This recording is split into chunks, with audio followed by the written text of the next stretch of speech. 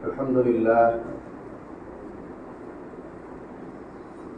لله نحمده ونستعينه ونستغفره ونؤمن به ونتوكل عليه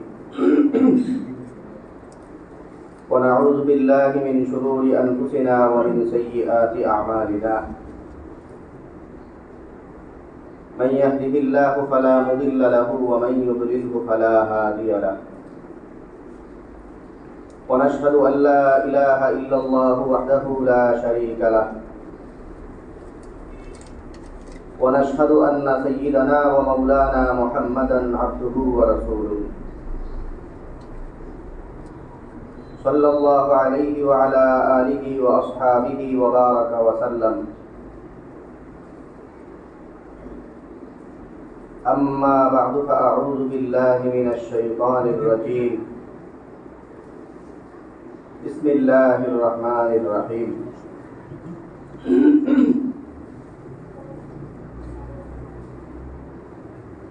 قل إن كنتم تحبون الله فاتبعوني يحببكم الله. وقال الله سبحانه وتعالى: يا أيها الذين آمنوا لا تتخذوا اليهود والنصارى أولياء. وقال رسول الله صلى الله عليه وسلم: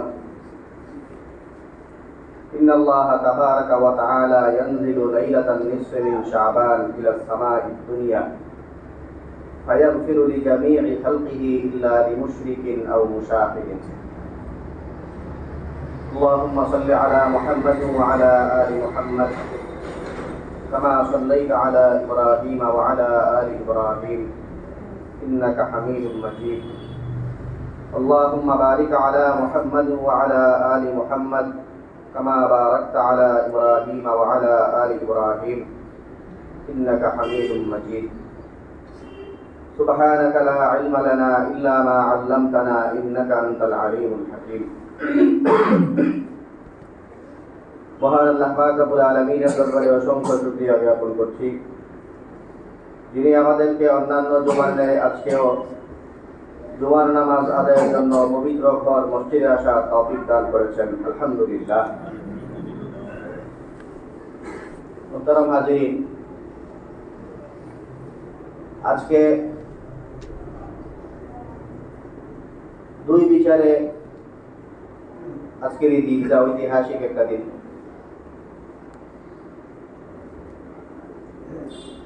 হিজরি সনের হিসাবে শাবান মাসের 14 তারিখ। শাবান মাসের 14 তারিখ পরবর্তী রজনী মুসলমানদের জন্য খুবই সৌভাগ্যের রজনী, পরম গনিমত একটি রাত। আবার অন্য আরেক বিচারে ইংরেজি সনের হিসাবে আজকে 14 ফেব্রুয়ারি, হিজরি সনের হিসাবে 14 শাবান, আর ইংরেজি সনের হিসাবে হলো 14 ফেব্রুয়ারি। তো 14 ফেব্রুয়ারি এটা ঐতিহাসিক একটা দিন, যেই দিনের ইতিহাসকে কেন্দ্র করে ইতিহাসের বাঁকে বাঁকে নতুন নতুন তথ্য এবং নতুন নতুন সংযোজন তৈরি হয়েছে। আমাদের সর্বশেষ নবী বিশ্বনবী মুহাম্মদ সাল্লাল্লাহু আলাইহি ওয়াসাল্লাম এবং ওনার আগে যে নবী আসছিলেন হযরত ঈসা আলাইহিস সালাম, এই দুইজনের আগমনের ঠিক মাঝখানের সময়টায়, ঈসা আলাইহিস সালামের জন্মের পরে 300 বছর পরে আর মুহাম্মদ সাল্লাল্লাহু আলাইহি ওয়াসাল্লামের জন্মের 300 বছর আগে। একজনের জন্মের 300 বছর পরে আরেকজনের জন্মের প্রায় 300 বছর আগে। এই ঠিক মাঝখানের সময়টায় ইতালিতে একটা ঘটনা ঘটছে। তো ওই সময় তো খ্রিস্টানদের জয় জয়কার ছিল, বিশ্বনবী সাল্লাল্লাহু আলাইহি ওয়াসাল্লাম আসেননি, ওনার দাওয়াত শুরু হয়নি। তো ঈসা আলাইহিস সালামের ভক্তকুল ওনারাই ছিলেন। তো ওই সময় খ্রিস্টান এক পাদ্রী, যেই পাদ্রীর নাম ছিল ভ্যালেন্টাইন, এবং এই পাদ্রীর উপাধি ছিল সেন্ট, মিললে সেন্ট ভ্যালেন্টাইন। তাদের যেমন বিভিন্ন মানুষের আগে ওরকম মুফতি অমুক, তো ওরকম সেন্ট ভ্যালেন্টাইন। তো সেন্ট এরকম একটা লকব, আমাদের যেমন মাওলানা মুফতি এগুলি লকব। তো ভ্যালেন্টাইন, এই লোকের সাথে কিছু একটা ঘটছিল। কি ঘটছিল এটা নিয়ে বেশ ধূম্রজাল আছে, বাকি একটুকু নিশ্চিত যে এই লোকের সাথে তখনকার সাম্রাজ্যের একটা দ্বন্দ্ব তৈরি হয়েছিল। সেন্ট ভ্যালেন্টাইনের সাথে ওই সময়ের শাসক শ্রেণীর একটা দ্বন্দ্ব তৈরি হয়েছিল। দ্বন্দ্ব তৈরির কারণটাও স্পষ্ট। দ্বন্দ্ব তৈরির কারণ হইল, তো এই সেন্ট ভ্যালেন্টাইন, সেন্ট সাহেব, উনি খুব জনপ্রিয় হয়ে গেছিল। ওনার জনপ্রিয়তার কারণে এদের মধ্যে দ্বন্দ্ব তৈরি হয়। সমস্যা হইল জনপ্রিয়তাটা হয়েছিল কেন এটা নিয়ে। তো এটা নিয়ে বয়ান পাল্টায়। যেই সময় মনে হয় যে মানুষকে এটা বুঝাইলে সুবিধা, তখন বুঝায় যে তো এই লোক ধর্ম প্রচার করত। তো ধর্ম প্রচার যদি সঠিক ধর্ম প্রচার করে, খ্রিস্টানদের মধ্যে পার্ট আছে, তো এই পলে নতুন এক খ্রিস্ট ধর্ম আবিষ্কার করছে, তো এর বিরুদ্ধে ঈসা আলাইহিস সালামের মূল ধর্মের প্রচার সেন্ট করত। এই কারণে সমস্যা তৈরি হয়েছে। যেমন আমাদের একটু মানুষের আল্লাহর সাথে বান্দার যেই হক, ওগুলো নিয়ে কথা অনেকজনই বলে, অনেক মানুষ বলে, হুকুকুল্লাহ যেগুলি, ওগুলো নিয়ে আওয়াজ নজিহত অনেকে করে। কিন্তু বয়ান বক্তৃতার মধ্যে যারা বান্দার হক নিয়ে আলাপ শুরু করে, এদের সাথে রাষ্ট্রের সমস্যা তৈরি হয়।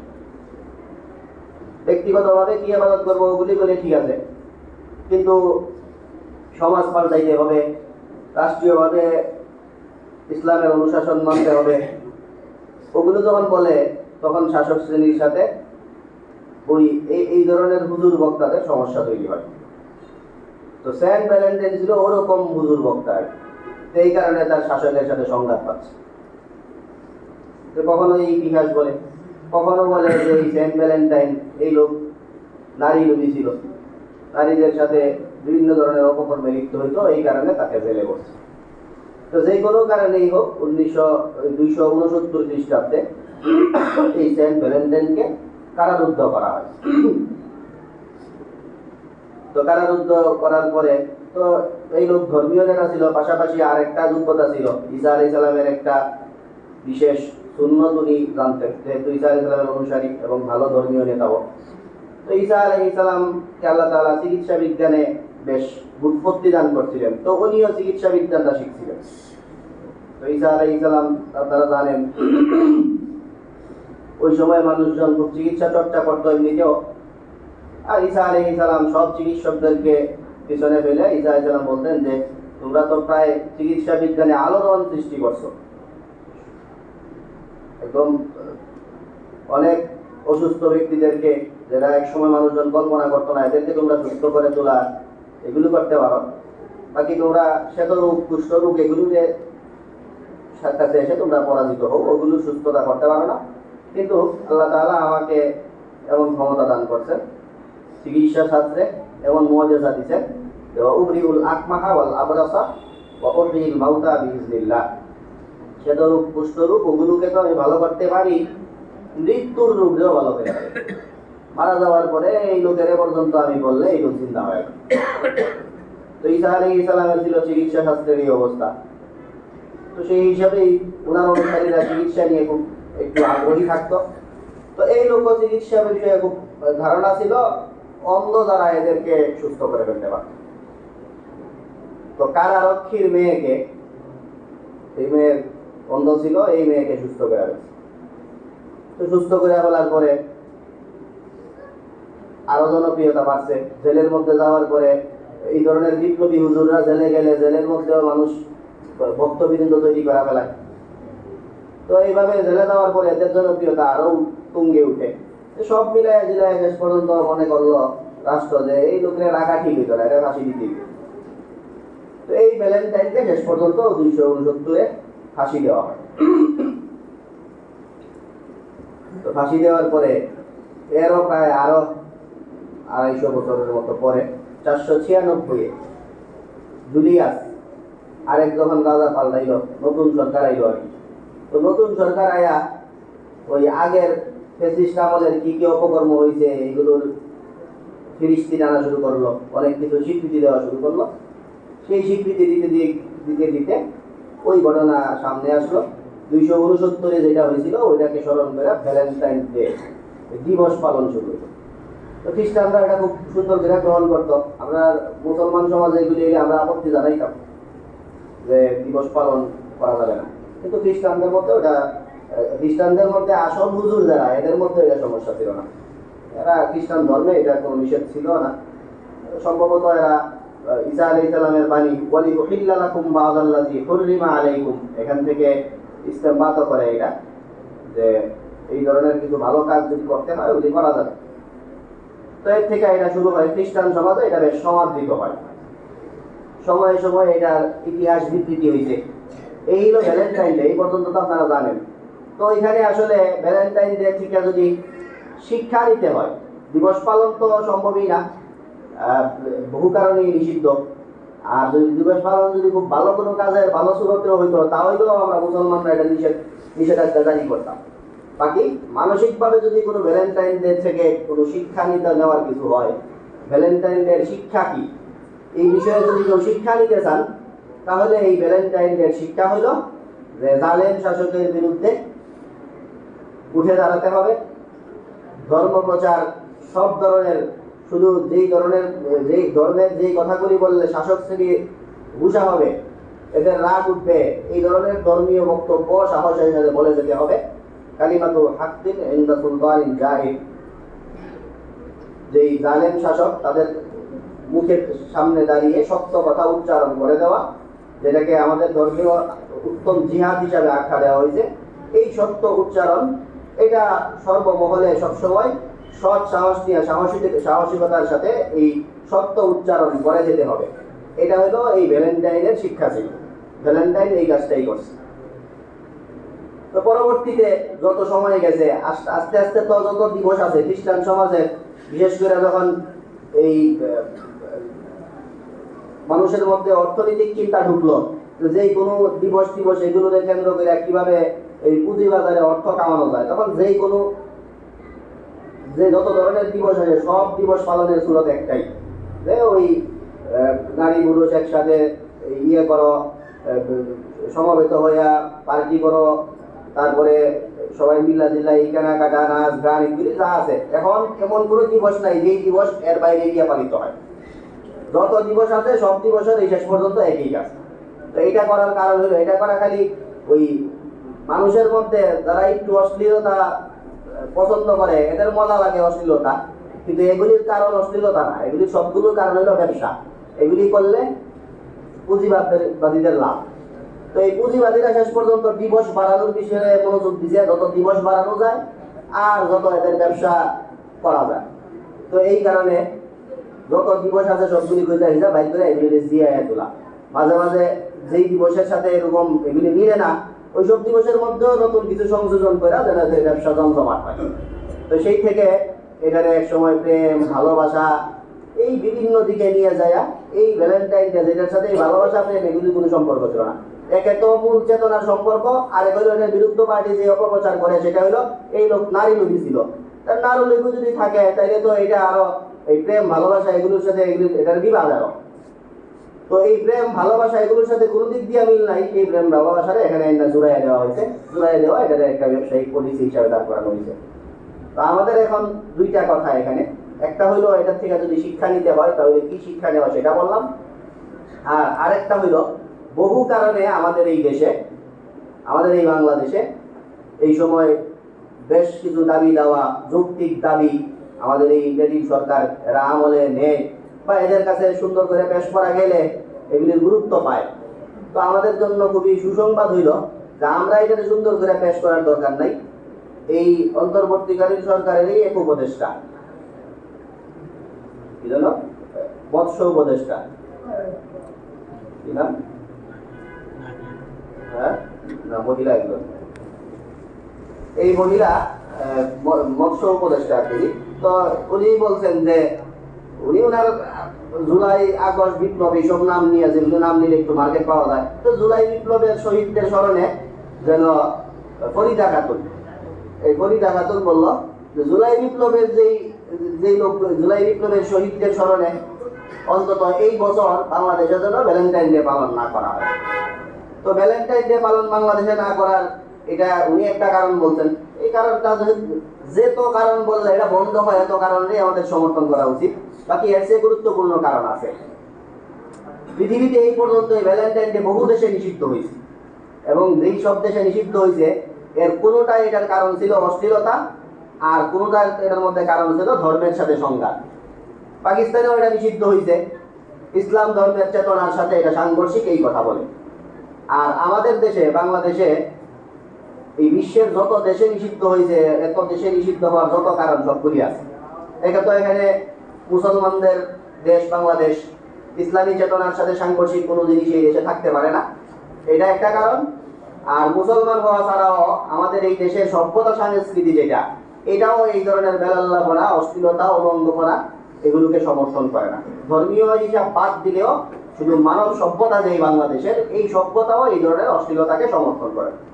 এই কারণে অশ্লীলতা উস্কে দেওয়া সেই কারণ হোক, আর ধর্মের সাথে সংঘাত হোক সেই কারণেই হোক, আর এখন আমাদের এক উপদেষ্টা নতুন কারণ যোগ করলেন যেটা, সেটাই হোক, সব কিছু মিলাইয়া এই কথাই আমাদের এই বাংলাদেশে সবচেয়ে যুক্তিযুক্ত, এটাই সই যে এই বাংলাদেশে ভ্যালেন্টাইন ডে যেটা, এটা আসলে কোনো বিচারেই থাকতে পারে না। এই কারণে বাংলাদেশেও যেন বিভিন্ন দেশে যেসব দেশে নিষিদ্ধ আছে সেই সব দেশের সাথে তাল মিলিয়ে এই বাংলাদেশেও এটা সব কিছু বিবেচনা করে যেন এই ভ্যালেন্টাইন ডে যেটা, সেটাকে আনুষ্ঠানিকভাবে একদমই নিষিদ্ধ করে দেওয়া হয়।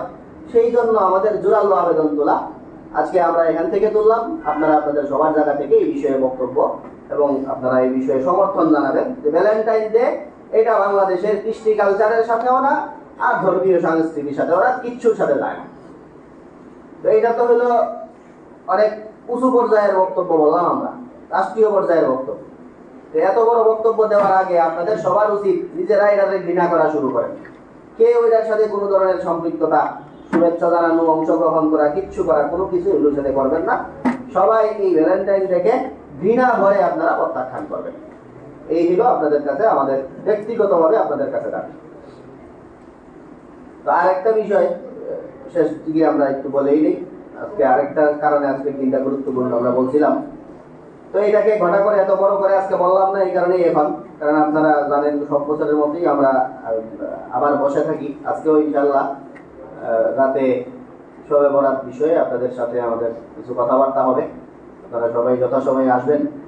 আর তার আগে আমরা যেই কথাটা সংক্ষেপে শুধু আজকে বলে নিই এখন, সেটা হলো আজকে রাতটা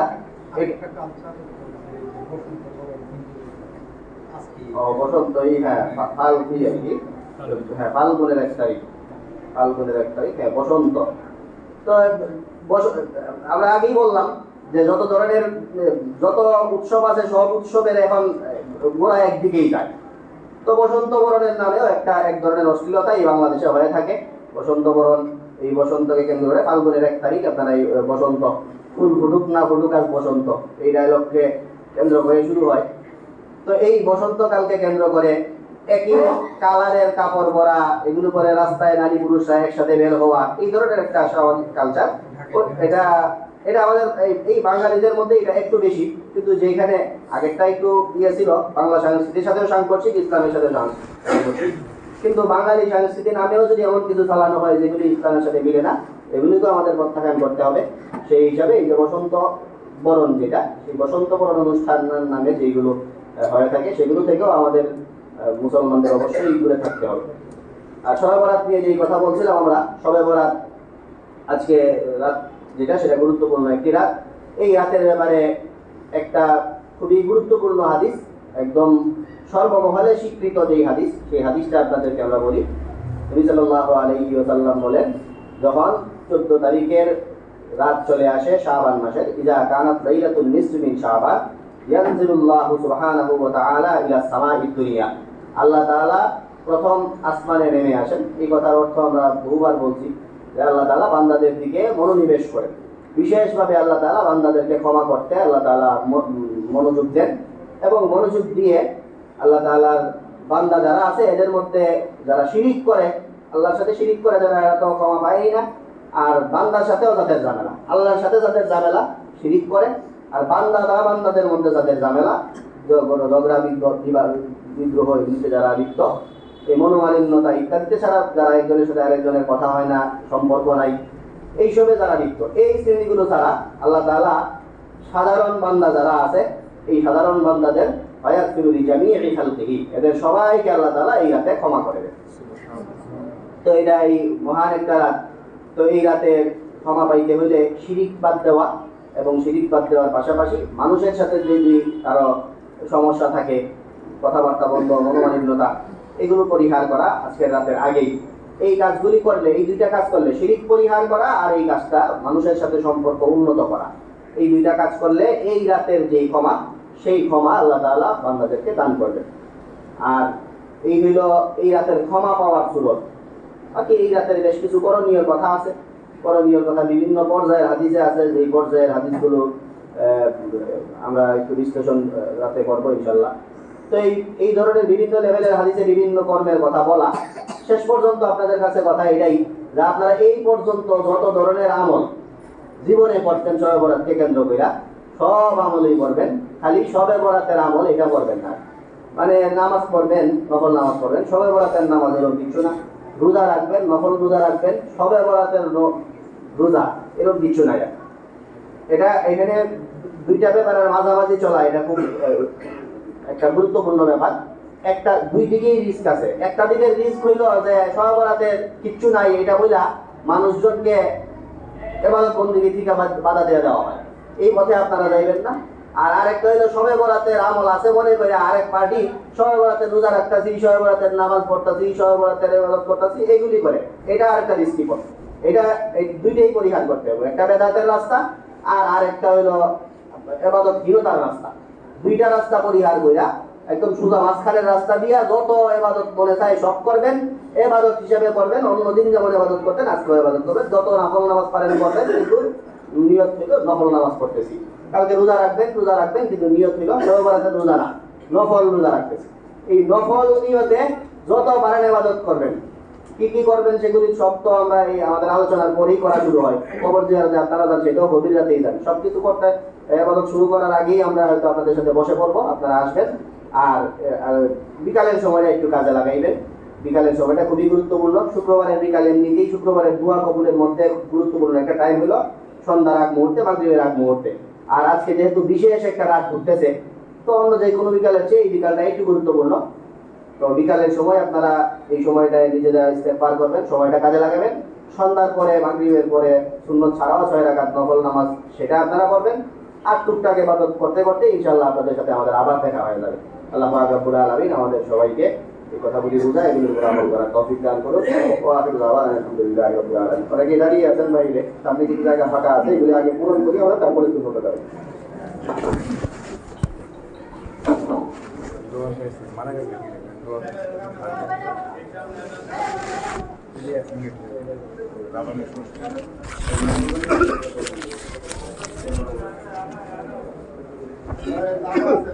সবাই